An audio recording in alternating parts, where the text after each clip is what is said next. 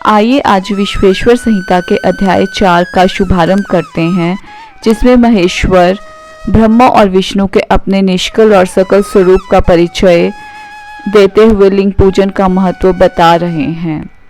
नंदिकेश्वर कहते हैं, तदंतर वे दोनों ब्रह्मा और विष्णु भगवान शंकर को प्रणाम करके दोनों हाथ जोड़ उनके दाएं बाएं भाग में चुपचाप खड़े हो गए। फिर उन्होंने वहां साक्षात प्रकट पूजनीय महादेव जी को श्रेष्ठ आसन पर स्थापित करके पवित्र पुरुष वस्तुओं द्वारा उनका पूजन किया। दीर्घ काल तक अविकृत भाव से सुस्थिर रहने वाली वस्तुओं को पुरुष वस्तु कहते हैं और अल्पकाल तक ही टिकने वाली क्षण भंगुर वस्तुएं प्राकृतिक वस्तुएं कहलाती हैं। इस तरह वस्तु के ये दो भेद जानने चाहिए। किन पुरुष वस्तुओं से उन्होंने भगवान शिव का पूजन किया, यह बताया जाता है। हार, नुपुर, केयूर, किरीट, मणिमय कुंडल, यज्ञोपवीत उत्तरीय वस्त्र, पुष्पमाला, रेशमी वस्त्र, हार, मुद्रिका, पुष्प, तांबुल, कपूर, चंदन एवं अगुरु का अनुलेप, धूप, दीप, श्वेत छत्र, व्यंजन, ध्वजा, चंवर तथा अन्यान्य दिव्य उपहारों द्वारा जिनका वैभव वाणी और मन की पहुंच से परे था, जो केवल पशुपति परमात्मा के ही योग्य थे और जिन्हें पशु बद्ध जीव कदापि नहीं पा सकते थे, उन दोनों ने अपने स्वामी महेश्वर का पूजन किया। सबसे पहले वहां ब्रह्मा और विष्णु ने भगवान शंकर की पूजा की।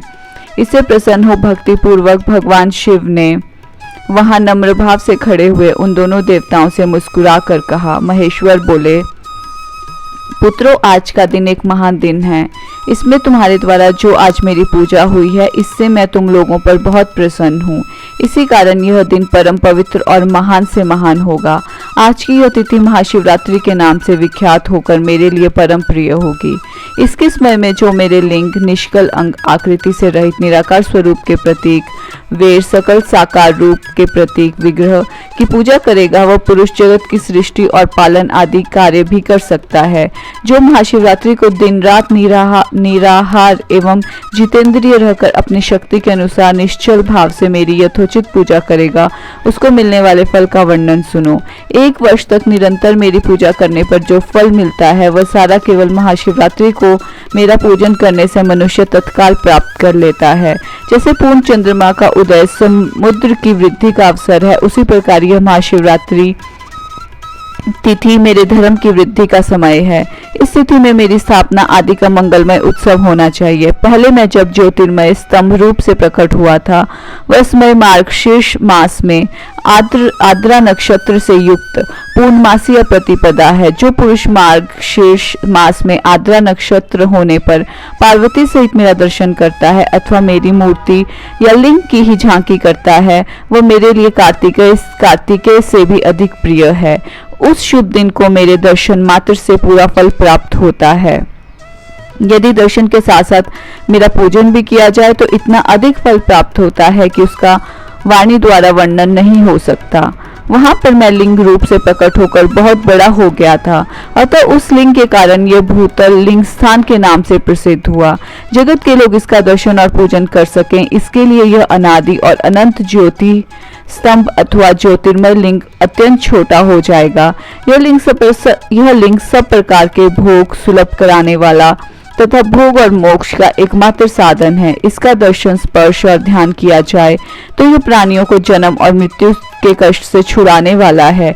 अग्नि के पहाड़ जैसा जो यह शिवलिंग यहाँ प्रकट हुआ है, इसके कारण यह स्थान अरुणाचल नाम से प्रसिद्ध होगा। यहाँ अनेक प्रकार के बड़े बड़े तीर्थ प्रकट होंगे। इस स्थान में निवास करने या मरने से जीवों का मोक्ष तक हो जाएगा। मेरे 2 रूप हैं, सकल और निष्कल। दूसरे किसी के ऐसे रूप नहीं है। पहले मैं स्तंभ रूप से प्रकट हुआ, फिर अपने साक्षात रूप से। ब्रह्म भाव मेरा निष्कल रूप है और महेश्वर भाव सकल रूप। ये दोनों मेरे ही सिद्ध रूप हैं। मैं ही पर ब्रह्म परमात्मा हूँ।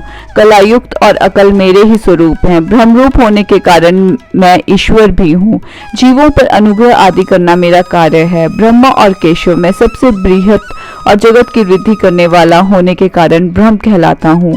सर्वत्र समरूप से स्थित और व्यापक होने से मैं ही सबका आत्मा हूँ।